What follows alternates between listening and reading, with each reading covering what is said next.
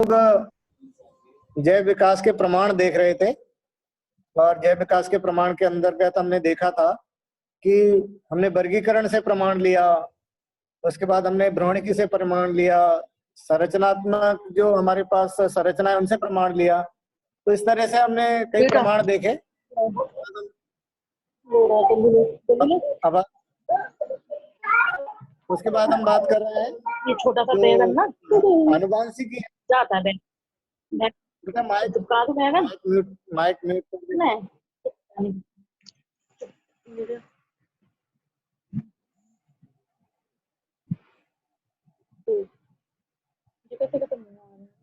हाँ जी, mic mute कर दिया सबने। देखिए, जो नेक्स्ट हमारे पास जो एविडेंस है वो आनुवांशिकी से प्रमाण है, जेनेटिक्स से। तो जेनेटिक्स में आप लोग देख पा रहे हैं कि ये जो हमारे सामने फिगर है ये डीएनए का है, जो आनुवांशिक लक्षणों को एक पीढ़ी से दूसरी पीढ़ी तक ले जाने का कार्य करता है। तो यह जो आनुवांशिकी है, जेनेटिक्स है, इसको किसी भी जीव के साथ अगर इसका कंपैरिजन किया जाए, उससे तुलना की जाए, तो यह देखने में मिलता है कि सभी जीवों के पास सेम जेनेटिक्स है। यानी कि जो आनुवांशिक पदार्थ है वो न्यूक्लियोटाइड से बना हुआ है सभी जीवों का, चाहे वो अमीबा हो या पैरामीशियम हो या फिर बड़े जीव हो, कॉर्डेट्स हो, नॉन, सभी जीवों का अगर आनुवांशिक यानी जेनेटिक मटेरियल अगर देखा जाता है, उनका कंपैरिजन किया जाता है, तो ये जो जेनेटिक मटेरियल है ये न्यूक्लियोटाइड से बना होता है। और सभी के न्यूक्लियोटाइड्स हैं वो आपके सामने हैं कि यह जो न्यूक्लियोटाइड्स हैं वो पेंटोज शर्करा, फास्फेट समूह और नाइट्रोजन क्षारक से मिलकर बना होता है। सभी के जो नाइट्रोजन क्षारक हैं वो भी सेम है। तो इस तरीके से हम लोग कह सकते हैं कि सभी की जो उत्पत्ति है वो किसी एक चीज से है। अगर सभी की उत्पत्ति एक से नहीं होती तो इस तरीके से आनुवांशिक मटेरियल सभी का एक जैसा संभव नहीं था। तो ये भी एक प्रमाण है जैव विकास के कि जीवों का जो विकास हुआ है वो एक क्रम में हुआ है, एक जीव से दूसरा जीव हुआ। तो यहाँ तक आनुवांशिकी से जो प्रमाण है वो क्लियर हुआ।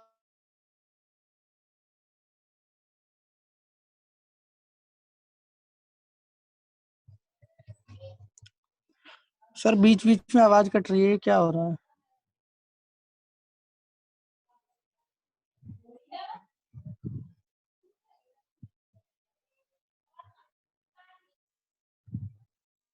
आनुवांशिक मटेरियल का सेम होना भी एक प्रमाण होता है हमारे पास कि सभी जीवों की उत्पत्ति किसी एक से हुई है।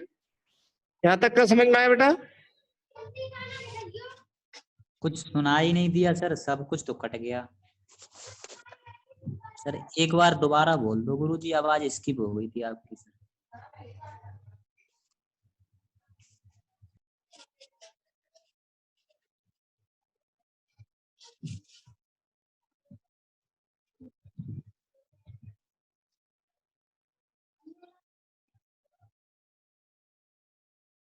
हेलो,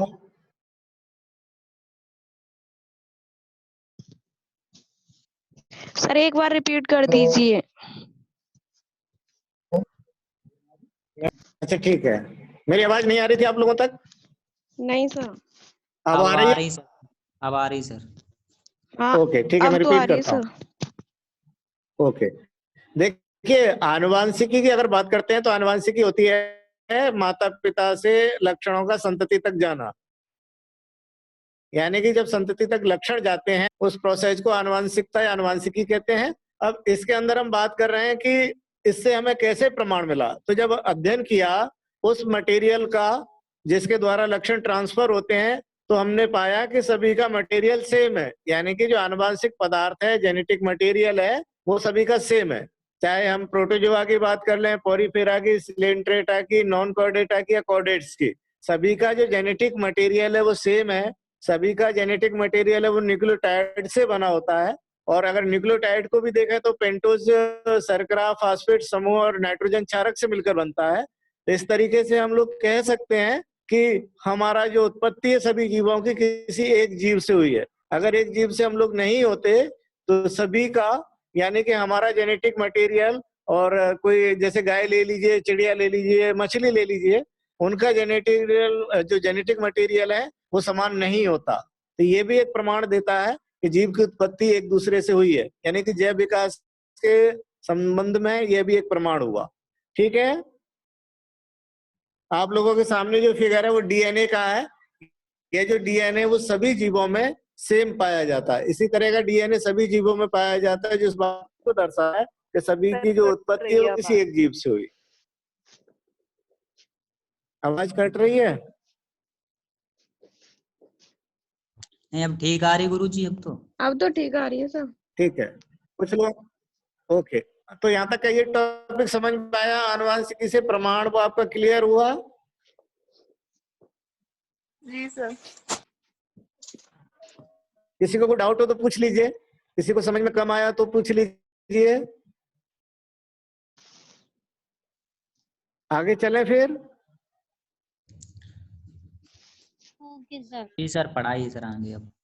ओके, आगे बढ़। नेक्स्ट है हमारे पास जो एविडेंस है वो तुलनात्मक कार्यकी और जैव रसायनिकी से प्रमाण। ये जो पॉइंट है वो भी हमें एक एविडेंस देता है कि किस तरीके से हम साबित कर सकते हैं कि जीवों का विकास हुआ। तो देखिए, सबसे पहले आपके सामने ये जो फिगर है इसको थोड़ा जूम में कर देता हूं। आप लोग देख पा रहे होंगे ये एक चक्र है जिसका नाम है क्रेब्स चक्र, क्रेब्स साइकिल है ये। और ये जो क्रेब्स साइकिल है ये माइटोकॉन्ड्रिया के अंदर संपन्न होती है। और हम लोग देखते हैं कि यही क्रेब्स साइकिल आप कितना भी विकसित जीव ले सर या फिर ले लें अमीबा, सबसे। हाँ जी, सर कुछ बच्चों की बताएं। रिक्वेस्ट आ रही है कि उनको ज्वाइन कर लो। कुछ बच्चे रह गए हैं, मैसेज कर रहे हैं वो ग्रुप में। अच्छा, चलिए ठीक है, मैं देखता हूँ। प्रशांत, प्रशांत सुन पा रहे हैं?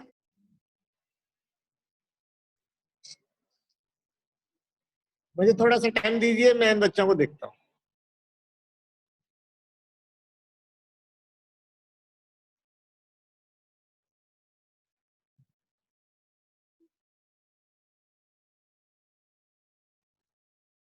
जैव रसायनिकी से प्रमाण, तो पहला प्रमाण अब हमने जैव रसायनिकी से दिया है। जैव रसायनिकी के अंतर्गत हमने देखा कि जो जैव रसायन सभी जीवों का, जैसे क्रेब्स साइकिल, उदाहरण के लिए क्रेब्स साइकिल सभी जीवों में समान है। इसका मतलब है कि हमारा उनसे लिंक है। अगर हमारा उनसे लिंक नहीं होता तो इसकी जगह कोई और साइकिल होती उनमें। तो सभी के अंदर इसी साइकिल का पाया जाना इस बात को दर्शाता है कि हमारी जो उत्पत्ति है वो किसी एक जीव से हुई है। यहाँ तक की बात समझ में आई? जी सर। Yes sir. पूरा जैव रसायन, हमारे शरीर का पूरा जैव रसायन समान होता है। ये मैंने एक एग्जाम्पल से आप जाने का प्रयास किया है कि जैसे ये समान पाया जाता है वैसे ही ये जो दूसरा जो जैव रसायन है, दूसरा हम एग्जाम्पल ले लेते हैं, ये भी सभी में सेम होता है। जैसे एंजाइम्स की बात करते हैं, ये एंजाइम है हमारे पास, जैसे डाइपेप्टाइड है, इसको डाइपेप्टिडेज एमिनो एसिड के अंदर कन्वर्ट करता है। तो हमारे अंदर ही नहीं, सभी जीवों के अंदर ये रिएक्शन सेम होती है। जैसे माल्टोज है, उसको माल्टेज एंजाइम है, वो कन्वर्ट करता है ग्लूकोज में। इसी तरह से हमने बात की थी लैक्टोज है, उस पर लैक्टेज एंजाइम काम करता है और वो ग्लूकोज और गैलेक्टोज में कन्वर्ट करता है। तो इस तरीके की जो रिएक्शन है हमारे शरीर में होने वाली जैव रासायनिक क्रिया है वो सभी जीवों में समान है। तो ये जो जैव रासायनिक क्रियाओं से प्रमाण मिलता है कि हम सभी की उत्पत्ति किसी एक जीव से हुई है। तो पहला तो हो गया जैव रसायन से प्रमाण, दूसरा है कार्यकी से। तो कार्य की बात करते हैं, जैसे ये न्यूरॉन है, न्यूरॉन का जो कार्य है वो सभी जीवों में एक समान है, चाहे वो छोटा जीव हो या बड़ा जीव हो। जो मैसेज ट्रांसफर होते हैं बॉडी में, जो संवेदनाएं ट्रांसफर होती है न्यूरॉन के द्वारा होती हैं। तो हमारे शरीर की जो कार्यकी है उस कार्यकी के द्वारा भी प्रमाण मिलता है। चूंकि सभी जीवों में कार्यकी समान है तो प्रमाण मिलता है कि सभी जीवों की उत्पत्ति एक जीव से हुई। इसी तरह से और देख लीजिए, जैसे ये आपके सामने नेफ्रॉन है, वृक्क कोशिका, यानी कि जो ब्लड का जो फिल्ट्रेशन होता है, खासकर अगर विकसित जीवों की बात करें तो वो न्यूरॉन्स के द्वारा होता है। जैसे गाय ले लें, मछली ले लें, कबूतर ले लें, तो ये सभी के अंदर जो फिल्टर है, ब्लड का जो फिल्ट्रेशन होता है वो नेफ्रॉन द्वारा होता है, वृक्क नलिका द्वारा होता है। तो हम कह सकते हैं कि इसका मतलब हम सभी जीव क्या हैं? समान। अगर हम सभी समान नहीं होते तो सभी के अंदर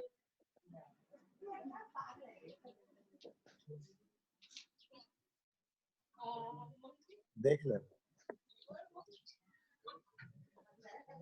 हेलो बेटा, आपको मेरी आवाज सुनाई दी? जी सर, आ रही है। ओके। आप मैंने जो क्लियर नेफ्रॉन आ के रही है बारे में सर कहा वो वॉइस। आपने सुन लिया? हाँ, यस सर। ओके। तो पेशेंट सर आप जो बोल रहे थे सबके अंदर होते हैं। आप इन चारों फिगर को देख के दिमाग से एक बार सोचिए कि क्या ये प्रमाण जैव विकास के, क्या आप लोगों को ये समझ में आया कि हाँ, इनसे आधार पर हम कह सकते हैं कि हम कोई अलग से पैदा नहीं हुए, हमारा संबंध दूसरे जीवों के साथ में है? क्या ऐसा आप कह पाते हैं? सर कौन से वाली फिगर को देखें? थर्ड वाले को, फोर्थ वाले ये को? चारों फिगर जो आपके सामने है, इन चारों फिगर जी को सर। देखने के बाद सोचिए कि क्या हमारा संबंध दूसरे जीवों के साथ में है? क्या आप में से अभी भी ये कहने के लायक बचे हुए हैं कि नहीं साहब, हमारा किसी से संबंध नहीं है?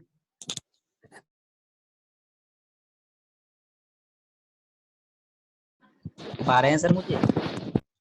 बेटा बोले। हेलो सर, ये क्रैब साइकिल इतनी भयंकर सी कैसी है सर? हाँ। उसमें तो छोटी सी हो, पायरुविक अम्ल का ऑक्सीकरण ऑक्सीजन की उपस्थिति में, बस सर इतनी बड़ी सी समझ। बेटा उसमें क्रिया कारक लिख दिया, एक उत्पाद लिख दिया, बाकी वो रिएक्शन तो भयंकर ही है। हमारी बॉडी की कोई भी रिएक्शन सामान्य नहीं है, ये तो बहुत जी कम सर। भयंकर है, इससे भी भयंकर भयंकर रिएक्शन होती है। तो आप घबराइए मत रिएक्शन से, वो बॉडी है और उसकी जो केमिस्ट्री है वो कितनी टिपिकल है, मैं इसके साथ इसके द्वारा आपको दिखाना चाह रहा था।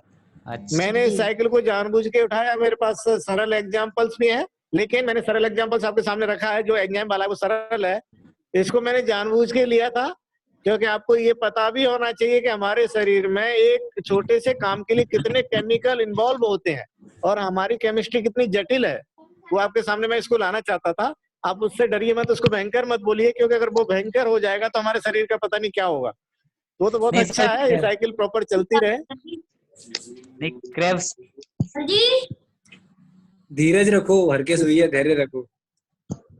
इसी से माइटोकॉन्ड्रिया हमारे शरीर को ऊर्जा मिलती रहती है। ये साइकिल जब तक चलेगी तब तक हमारे शरीर को ऊर्जा मिलती रहेगी। ये साइकिल बंद तो हमारे शरीर को एनर्जी बंद, और एनर्जी बंद तो सारी शरीर के कार्य बंद। तो ये बहुत जरूरी प्रक्रिया है। बस अच्छा इसके द्वारा एक ही चीज आपके सामने मैं इंडिकेट करना चाहता था कि हमारे शरीर में जो केमिकल रिएक्शन होती हैं बहुत ज्यादा जटिल होती हैं और बहुत ज्यादा प्रॉपर होती हैं और बहुत ज्यादा कंट्रोल्ड होती है, तब जाके हमारा शरीर चल पाता है। हम सोचते हैं हम नहा लेते हैं, खा लेते हैं, दौड़ लेते हैं, पढ़ लेते हैं, लेकिन इतना आसान नहीं है वो। एक छोटे से काम के लिए, एटीपी बनाने के लिए, ऊर्जा बनाने के लिए इतनी बड़ी साइकिल चलती है। और ये ऊर्जा बनाने की आधी साइकिल, इससे पहले की आधी और है ग्लाइकोलिसिस चक्र। 2 चक्र में जाकर ग्लूकोज का एक अणु टूटता है।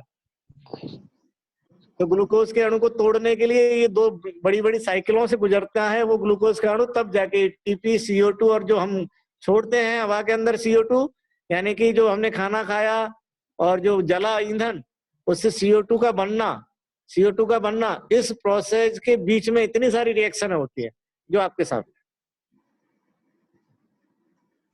अगर कहीं आपने छोटी ठीक है रिएक्शन सर। देखी है तो वो शॉर्ट में क्रियाकारक और उत्पाद लिख दिए, मध्य जो बीच में बने वो सब हटा दिए हैं। आपको सरलीकरण करने के लिए, क्योंकि छोटी क्लासों में भी पढ़ाना होता है, छोटे बच्चे को, तीसरी क्लास के बच्चे को अगर ये दे दिया जाए तो वो टेंशन में आ जाएगा। इसीलिए छोटी क्लास में उसका लेवल छोटा रखा जाता है, बड़ी क्लास में लेवल बड़ा रखा जाता है।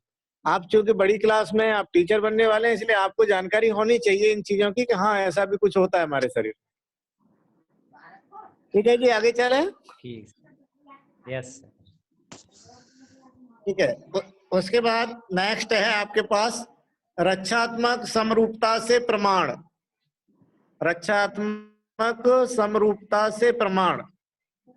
देखिए, मैं इससे पहले आपको थोड़ा सा व्यवहारिकता में ले चलता हूं जो डेली लाइफ में होता है। एक शब्द होता है बहुरूपिया, नाम सुना है?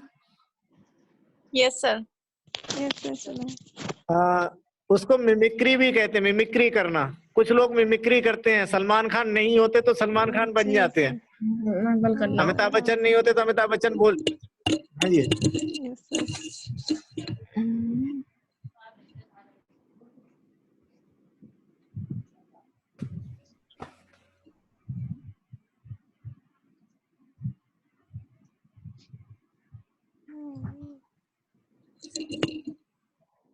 तो लोगों को मेरी आवाज आ रही है?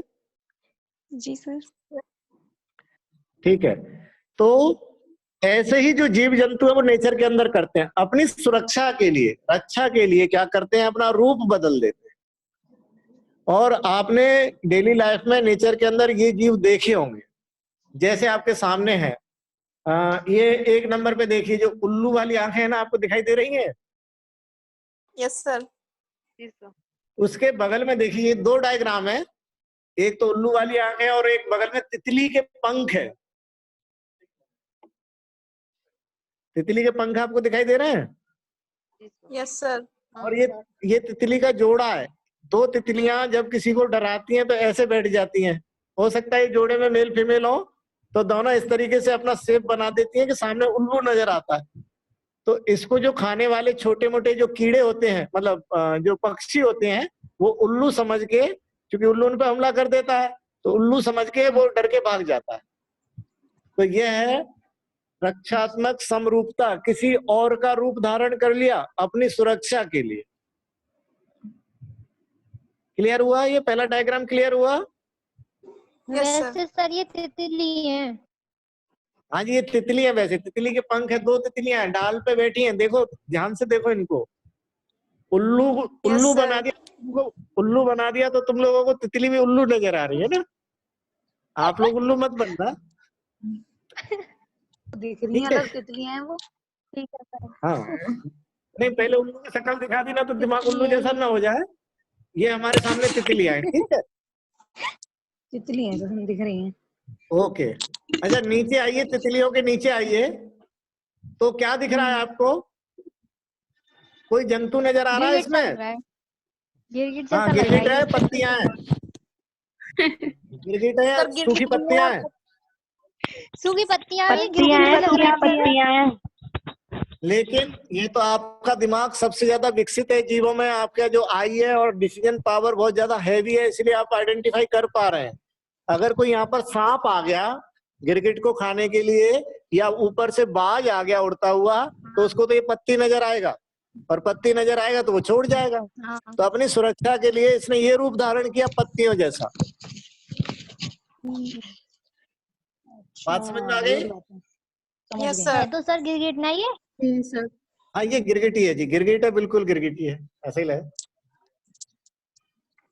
हाँ जी। उसके बाद तीसरे नंबर पे मेज पे चलिए, पत्ती के ऊपर एक कीड़ा बैठा हुआ है, यस सर। और वो पत्ती से कम नजर नहीं आ रहा है। ऐसा लग रहा है पत्ती के ऊपर एक और पत्ती रखी हुई है। Yes sir. यह भी सुरक्षा के लिए। जो पक्षी कीड़े खा जाते हैं उनको ये दिखाई नहीं देता। सेम पत्ती जैसी संरचना, सेम पत्ती जैसी बनावट है, इस कारण कीट जो दूसरे जो इनको खाने वाले हैं उनसे ये बच जाता है। तो ये भी अपनी रक्षात्मक समरूपता है। और उससे नीचे और देखिए, एक और छुपा हुआ बैठा है, और उसका कलर देखिए। देख पा रहे हैं आप? हाँ जी सर इसमें इनमें ऐसा क्या होता है कि इनका कलर जिस चीज पर बैठ जाए उसी चीज जैसा हो जाता है? बेटा, ये नेचर के साथ में अपने आप को एडजस्ट करते हैं। हम जैसे चाहते हैं वैसे हो जाते हैं। कोई व्यक्ति अमिताभ बच्चन नहीं होता, लेकिन फिर भी अमिताभ बच्चन की आवाज निकाल देता है। वो प्रयास होते हैं, प्रयास से मिमिक्री यानी दूसरे का रूप धारण किया जा सकता है। व्हेल मछली थी नहीं थी, लेकिन मछली बन गई। प्रयास करना पड़ता है, जीना पड़ता है। नेचर के अंदर जब कहा था डार्विन ने कि अगर आपको जिंदा रहना है, अगर ये ऐसे नहीं होंगे तो कीड़े इनको, जो इनको खाने वाले, उनको खा पी के खत्म कर।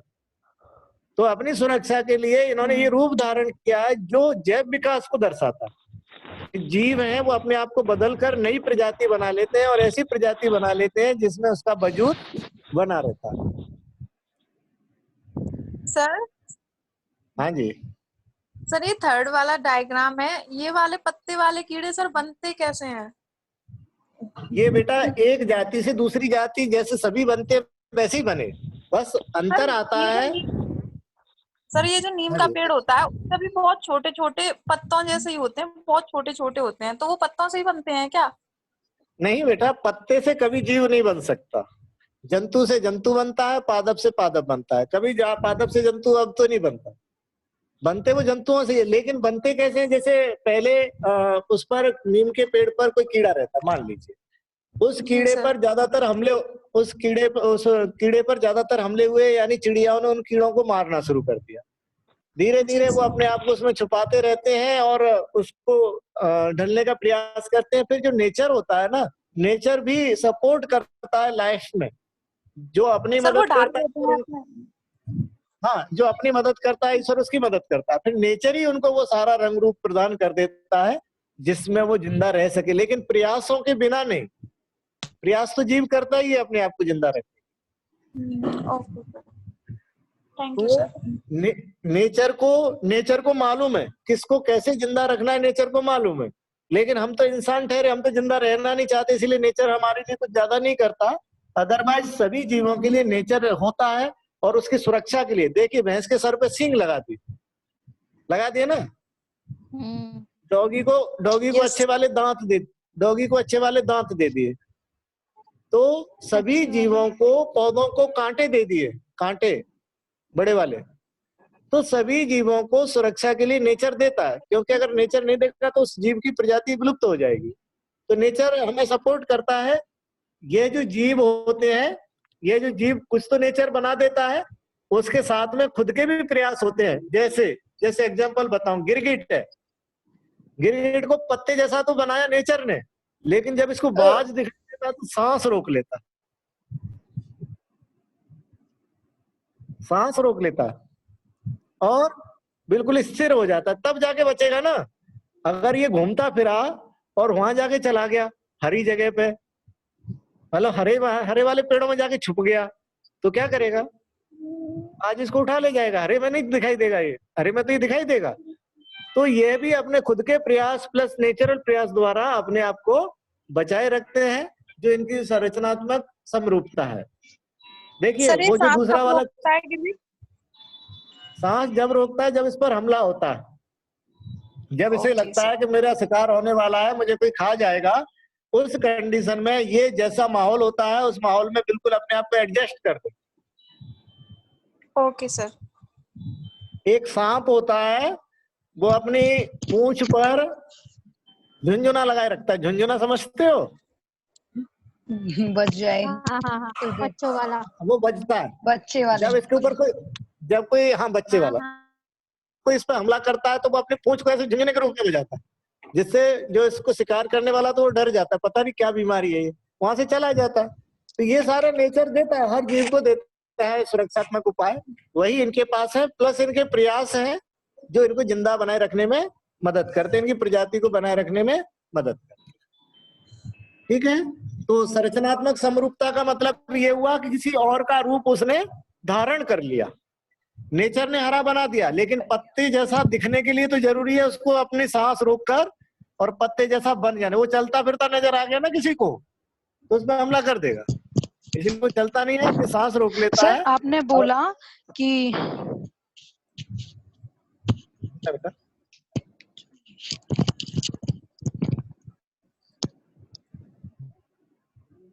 हेलो हेलो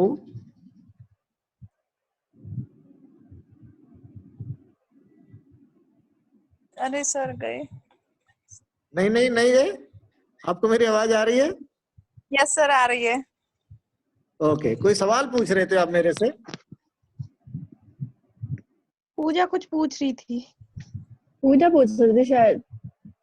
चलिए, वो अभी शायद उनके नेटवर्क में दिक्कत होगी, आगे बढ़ते हैं फिर पूछ लेंगे। ठीक है, तो सर ये एक हमारे क्वेश्चन पास, है। पूछो बेटा पूछो। सर ये छिपकली कहाँ से आ जाती है, गिरगिट से क्या? छिपकली? हाँ, क्योंकि छिपकली सर और गिरगिट की मच्छर तो बाहर से आ जाते हैं। सर ये छिपकली का क्या लॉजिक है? घर में कोई नए घर में भी छिपकली लाता है क्या? ये अपने आप कहाँ से आ जाती है? बेटा, कभी घर खुलता है, ऐसा तो है नहीं कि घर को बिल्कुल ऐसा पैक कर दिया है, एयरटाइट पैकिंग कर दिया, ऐसा तो होता नहीं है। जब तुम लोग निकलते तो छिपकली भी आ जाती है, दूसरे घर से ही आती है छिपकली, हमेशा नए घर में भी छिपकली सर दूसरे तो घर से ही गिरगिट आती से है। ही आती होगी ना वैसे तो। नहीं बेटा, गिरगिट अलग है, छिपकली अलग है, दोनों अलग अलग प्रजातियां हैं, अच्छा है ना। ओके ऐसा सर। नहीं है, कि मतलब कहीं गिरगिट घूम रहा है उसमें से छिपकली निकल के हमारे घर में घुस गई, ऐसा नहीं होता बेटा। छिपकली जो आएगी वो छिपकली से ही आएगी और पड़ोसी की यहाँ से आएगी, ठीक है, इसलिए पड़ोसियों से दूर रहो तो छिपकली। जैसे चूहे घुसते हैं आगे घर चले, में। हाँ Yes, जैसे sir. चूहे आते हैं छिपकली आते हैं ऐसे ही आते हैं सारे। चलिए आगे चले बेटा, नेक्स्ट टॉपिक। जी Yes, सर। sir, पढ़ाइए। ओके, उसके बाद नेक्स्ट है हमारे पास अगला जो प्रमाण है वो है जीवाश्म विज्ञान एवं जीवाश्मों से प्रमाण। इसको जरा ठीक से समझ लिएगा, ये बहुत बड़ा प्रमाण है, मतलब हम लोगों के सारे सवालों के जवाब ये देता है।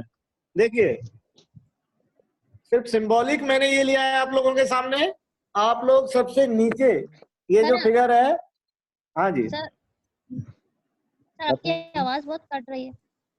हेलो हाँ बेटा मैं फिर से बोलूंगा, ओके। हेलो हेलो सही हाँ आ सर, रही है, अब आ रही है। ओके। देखिए जीवाश्म विज्ञान के लिए मैं आपसे ये कह रहा था कि ये सबसे बड़ा प्रमाण है जो लगभग हमारे सभी सवालों को जवाबों को पूरा करता है जो दिमाग में आते हैं। सबसे पहला, जैसे वर्गीकरण में मैंने कहा था सबसे पहले प्रोटोजोआ बने, उसके बाद ये बना ये बना ये बना। वर्गीकरण में हमने कहा था, एक क्रम आपको बताया था कि इस तरीके से जीव बने, तो आपने वहां कर ली, ठीक है सब बन गए होंगे, लेकिन ऐसे ही नहीं कहा था, मेरे पास ये प्रमाण था। देखिए सबसे, जब जीवाश्म क्या होते हैं, जीवों के अंश, जीवाश्म होते हैं जीव का कोई सा भी एक अंश जब हमें जमीन के अंदर खुदाई के दौरान मिलता है तो उसे जीवाश्म कहते हैं।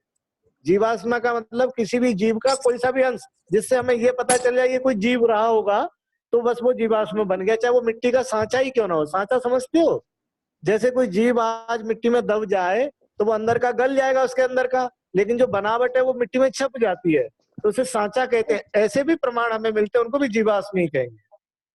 जैसे कंकाल। जैसे डायनासोर इतना बड़ा था तो कैसे पता चला, जब मिट्टी को खोदा तो बड़ा सा गड्ढा निकला, उस गड्ढे का मतलब क्या, वो सांचा बन गया था उसका, जो इतनी लंबी चौड़ी जगह तक फैला हुआ था। उसकी हड्डियां तो बनी रहती लेकिन मांस होता है, त्वचा होती है, वो गल जाते हैं, सॉफ्ट टिश्यू होते हैं वो गल जाते हैं। तो उसी से हमने कंप्यूटर के द्वारा इतना बड़ा डायनासोर बनाया। बाकी हमने देखा थोड़ी था डायनासोर इतना बड़ा होता है, लेकिन जब जमीन की खुदाई की तो उसकी इतनी लंबी चौड़ाई हमें मिली, तब जाके पता चला ये तो बहुत लंबे चौड़े थे। तो किसी जीव के बारे में जानकारी प्राप्त करने के लिए जो जीवाश्म है ये सबसे बड़ा हमारे पास माध्यम है। अब हमने कैसे कहा था कि सबसे पहले प्रोटोजोआ बने, तो देखिए आप अगर सबसे प्राचीन, मतलब ये एक चट्टान है, इस चट्टान की जब हमने खुदाई की तो क्या क्या निकला और पहले कौन निकला उसके बाद कौन निकला, किस क्रम में निकले, वो जरा इसका अध्ययन करें। जब इसकी खुदाई की तो सबसे पहले निकले प्रोटोजोआ। जब प्रोटोजोआ थे तब कोई और नहीं था, पॉरीफेरा नहीं था, यानी इसका मतलब ये हुआ कि सबसे पहले वही जीव बने होंगे, दूसरा कोई होगा नहीं, क्योंकि दूसरा कोई होता तो उस समय उसका भी कोई ना कोई जीवाश्म निकलता होता। तो प्रोटोजोआ निकले। प्रोटोजोआ वाली जब लेयर कंप्लीट हुई तो उससे ऊपर वाली जो लेयर देखी उसमें प्रोटोजोआ और पॉरीफेरा दोनों थे। इसका मतलब उस काल में प्रोटोजोआ से ही पॉरीफेरा बना होगा, तभी तो दोनों के प्रमाण हमारे पास आए, दोनों के जीवाश्म आए। यहाँ तक की बात समझ में आई? Okay sir. उसके बाद जब तीसरी लेयर, उससे ऊपर वाली लेयर का जब अध्ययन किया हमने, उससे ऊपर वाली लेयर का अध्ययन किया तो प्रोटोजोआ, पॉरीफेरा, सिलेंट्रेटा तीनों मिले। प्रोटोजोआ भी था, पॉरीफेरा भी था, सिलेंट्रेटा भी था। तो इसका मतलब ये है कि उस काल में, जिस काल में ये तीनों थे, उस काल में तीसरी जीव की, तीसरी प्रजाति की उत्पत्ति हुई, तीसरा समूह बना जो पॉरीफेरा था। उसके बाद आगे चलते हैं तो फिर प्लेटीहेल्मिन्थीज मिले इनके साथ में, ये तो थे ही लेकिन एक और नई जाति मिली। तो इस तरीके से जैसे जैसे ऊपर बढ़ते गए हमें जीव मिलते गए। और जो मानव है ना, मानव, वो सबसे लास्ट में हमें मिला, जिससे ये साबित होता है कि मानव का जो विकास हुआ है वो सबसे लास्ट में है। जमीन की जब गहराई में जाते हैं, जब प्रोटोजोआ मिलते हैं, जब बिना रीढ़ की हड्डी वाले जीव मिलते हैं, तब कोई छिपकली नहीं थी। जैसे नॉन कॉर्डेटा के हमने 9 वर्ग देखे, 9 वर्ग के जब हमने खुदाई की 9 वर्ग निकले, लेकिन एक भी जीव रीढ़ की हड्डी वाला उस समय नहीं मिला वहां तक। और उससे ऊपर जब हमने खुदाई की तो मछलियां मिली सबसे पहले, मछलियों के बाद फिर मेंढक मिले, उसके ऊपर वाली लेयर में हमें फिर पक्षी मिले, रेप्टाइल्स यानी छिपकली, सांप मिले, और लास्ट में हमें मानव यानी कि जिनके शरीर पर बाल पाए जाते हैं, गाय, भैंस, घोड़े, मानव, ये सब मिले। और मानव मिला सबसे लास्ट वाली ऊपर वाली लेयर में, जो ये साबित करता है कि मानव का विकास सबसे लास्ट में हुआ, और अच्छा भी है कि सबसे लास्ट में हुआ।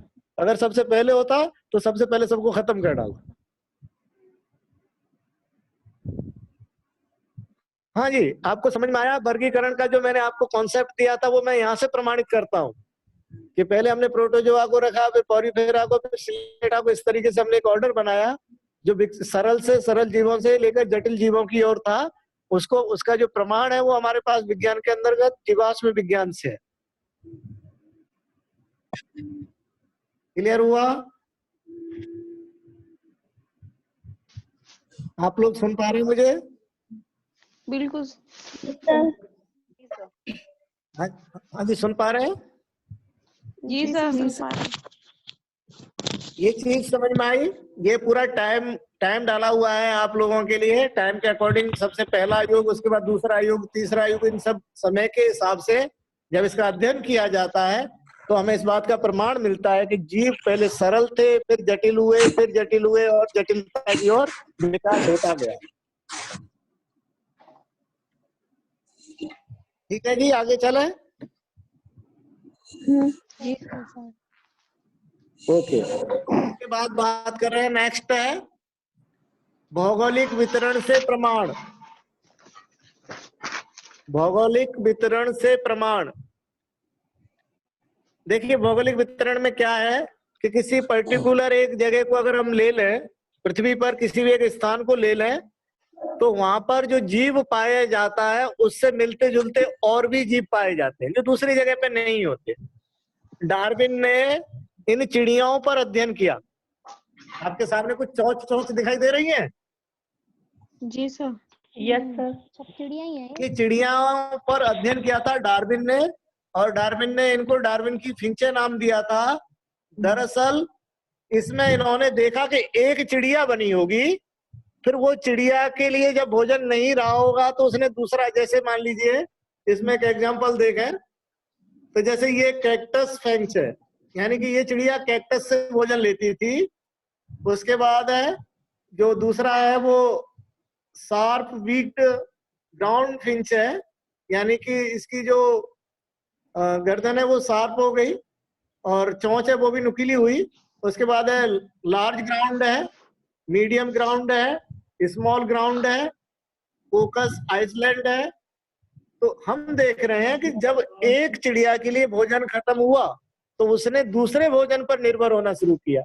जब दूसरे भोजन पर निर्भर होगी तो उसकी चोंच उसी आधार पर धीरे धीरे करके बदल जाएगी। तो उन्होंने कहा था कि शुरुआत में कोई एक चिड़िया हुई होगी और उससे फिर इतनी जातियों का निर्माण हुआ होगा, और ये एक पर्टिकुलर एरिया में इसीलिए पाई जाती हैं क्योंकि ये इस जीव से, यानी एक चिड़िया से बनी सारी पर्टिकुलर एरिया में मिल रही हैं। इसका मतलब ये है कि इसी चिड़िया से ये जीव या दूसरी चिड़िया बनी होंगी। कई बार अवरोध आते हैं, जैसे बीच में बड़ा समुद्र आ गया, एक टापू, बीच में बड़ा समुद्र, फिर दूसरा टापू। एक टापू पर जो चिड़िया थी वो पूरा समुद्र पार करके दूसरे टापू तक नहीं पहुंच पाई, तो पहले टापू पर जो चिड़िया होंगी वो सारी चिड़िया एक दूसरे से मिलती जुलती होंगी क्योंकि उनकी उत्पत्ति उस एक चिड़िया से हुई है, और दूसरे टापू की जो चिड़िया होंगी उसकी उत्पत्ति किसी दूसरे चिड़िया से हुई होगी, तो उनकी जो बनावट है, जो कार्य में समानता है, वो अलग तरह की होगी दूसरे टापू की। तो ये जो भौगोलिक वितरण होता है, डिस्ट्रीब्यूशन होता है, ये जो डिस्ट्रीब्यूशन है ये भी इस बात को प्रमाणित करता है कि एक जीव से ही दूसरे जीव बने, एक चिड़िया से ही मजबूरी में दूसरी तरह की चोंच वाली चिड़ियाएं बनी। ठीक है यहाँ तक? सर हाँ जी सर, यदि ये चिड़िया दूसरे टापू पे पहुंच जाती फिर? दूसरे टापू पर पहुंच जाती है चिड़िया तो इससे मिलती जुलती चिड़िया वहां पर भी हो जाती है। और हुआ क्या, कंगारू है, सर तो कंगारू ऑस्ट्रेलिया तक ही सीमित रह गए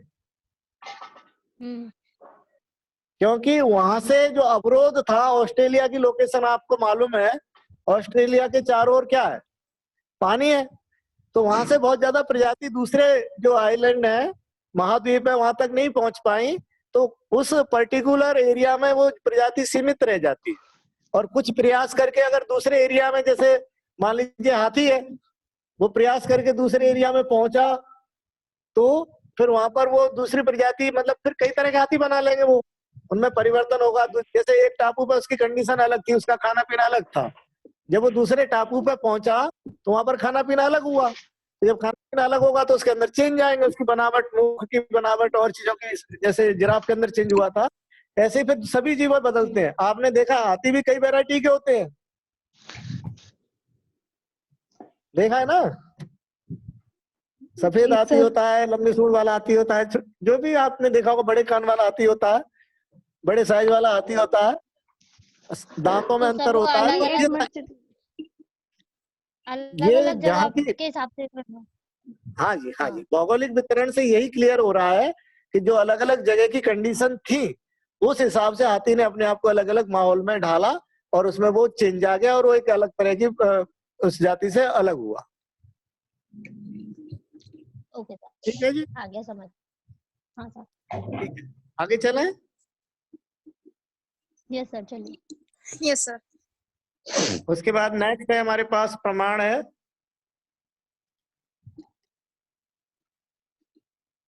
वो है ये वाला, लास्ट वाला। ये लास्ट प्रमाण है हमारे पास। मानव जो था, मानव पहले कभी ऐसा था, उसकी कंडीशनें बदली, फिर वैसा हुआ, उसकी और कंडीशनें बदली, फिर वैसा हुआ, और आप देख पा रहे हैं कि ये है तो सभी मानव ही। तो जब मानव इतने से इतना बदल सकता है तो ये हम ये मान के चलेंगे कि एक जीव से दूसरा जीव भी बन सकता है। आप अगर आपसे कह दिया जाए कि ये जो शुरुआत से ले first, second, third, fourth, fifth, यानी कि इधर से जो आज का आधुनिक मानव है उसका अगर 5वां रूप आपको दिखाया जाए और कहा जाए कि हम ये थे, तो आपको विश्वास नहीं होगा। लेकिन अगर सारों को देखेंगे तो आपको विश्वास हो जाएगा, नहीं ये तो ये इससे मिलता जुलता हो सकता है। जैसे फर्स्ट और सेकंड को देखिए आप पीछे से, फर्स्ट और सेकंड को देखेंगे तो ज्यादा अंतर नहीं, हम मान सकते भाई ये तो ये हो सकते हैं। लेकिन फर्स्ट और लास्ट देखेंगे तो नहीं कह सकते ये और ये हो सकते हैं। इसीलिए हमसे कहा जाए कि हम बंदर से बने हैं तो थोड़ा आश्चर्य होता है, लेकिन ये कहा जाए कि इसका जो फर्स्ट है वो बंदर से बना है तो ज्यादा आश्चर्य नहीं होता। और फिर ये कहा जाए कि फर्स्ट से लास्ट तक ऐसे पहुंचे तो ज्यादा आश्चर्य नहीं होता। हमारे दिमाग को खोलने के लिए ये लास्ट वाला जो डायग्राम है आपके लिए गिफ्ट है, क्योंकि ये सारी चीजों को दर्शाता है। ये आपको समझ में आ रहा होगा कि हाँ, अब आपसे कहा जाए कि भैया छिपकली से मेंढक बन गया तो आपको दिक्कत हो सकती है, वैसी दिक्कत हो सकती है जैसे ये कहा जाता है कि बंदर से मानव बन गया। लेकिन इस डायग्राम को देखने के बाद जो आपके सामने है, आप समझ सकते हैं कि कैसे बंदर से मानव बना, कैसे छिपकली से मेंढक बना, कैसे मेंढक से सांप बना, मेंढक से सांप बना, छिपकली बनी, सैलामेंडर बना। इस तरीके से बीच में भी कुछ कड़ियां बनती हैं। एक दिन का काम नहीं, हजारों सालें लगते हैं, लेकिन एक जीव से दूसरे जीव का विकास पॉसिबल। हाँ जी, आपका कोई सवाल हो तो अब आपका स्वागत है। मेरा ये जैव विकास वाला जो टॉपिक था वो कंप्लीट हुआ है। मैं जैव विकास को आपको एक्सप्लेन किया, जैव विकास के प्रमाण यानी एविडेंस पर चर्चा की, और ऐसा अभी तक मान लिया गया है कि ये हम जितना कोई सा भी जीव है उसकी उत्पत्ति स्वयं नहीं हुई, उसका निर्माण किसी दूसरे जीव से हुआ है। यानी एक जीव का निर्माण दूसरे जीव से हुआ है, इसी को हम जैव विकास कहते हैं। और इसके पक्ष में हमने 10-11 जो प्रमाण थे आपके सामने वो रखे हैं। एक प्रमाण मैंने हटा दिया था बुक के अंदर से, दरअसल उसकी लैंग्वेज मुझे ज्यादा ठीक नहीं लगी, पर मैं उसको एक्सप्लेन कर देता हूँ। जो हमारे पास जो जीव हैं जिनका हम पालन करते हैं, पालतू जो जीव होते हैं। हाँ जी, आप मुझे सुन पा रहे हैं? जी सर, ये जो मानव वाला प्रमाण बताया है तो इसे क्या बोलेंगे, कौन सा प्रमाण बोलेंगे इसे? इसको आपके लिए गिफ्ट है, इसका नाम मत दीजिए। मानव का विकास है ये, आप तो इसे ऐसे हेडिंग डाल सकते हैं, मानव का विकास। दरअसल सारी चीजों को एक समरी के रूप में मैं समझाना चाह रहा था इस डायग्राम के थ्रू। ये मानव का यानी इवोल्यूशन ऑफ ह्यूमन या होमोसेपियंस प्रजाति जो हम आए हैं वो ऐसे आए इस क्रम में। तो आपका सिलेबस का पार्ट नहीं था, बस आपके एक व्यू के लिए मैंने आपको दिया था। और अगर आप इसकी हेडिंग लिखना चाहें आप लिखें मानव का विकास। ठीक है सर।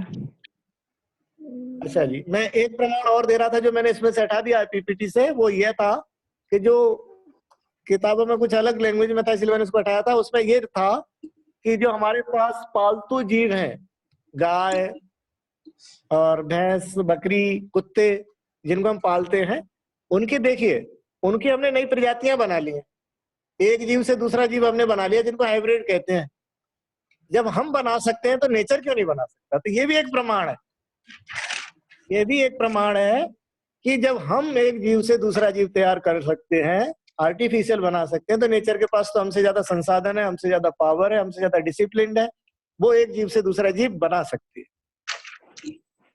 ठीक है, तो आप लिखना चाहें तो अगला पॉइंट ये लिखते हैं, पालतू जीवों से प्रमाण।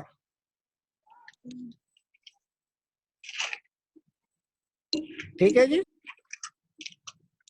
इस पूरी यूनिट में, पूरे जैव विकास में आपके दिमाग में कोई सवाल हो तो आपका स्वागत है, मैं वेट कर रहा हूं आपका। और अगर नहीं है कोई सवाल, आपने नहीं पढ़ा है या फिर पूरा समझ में आ गया है, तो फिर नेक्स्ट टॉपिक पे चर्चा के लिए हम आगे बढ़ें। विकास है और एक है इकोसिस्टम, दोनों टॉपिक एक ही यूनिट के अंदर है, तो दूसरा टॉपिक हम शुरू करेंगे इकोसिस्टम।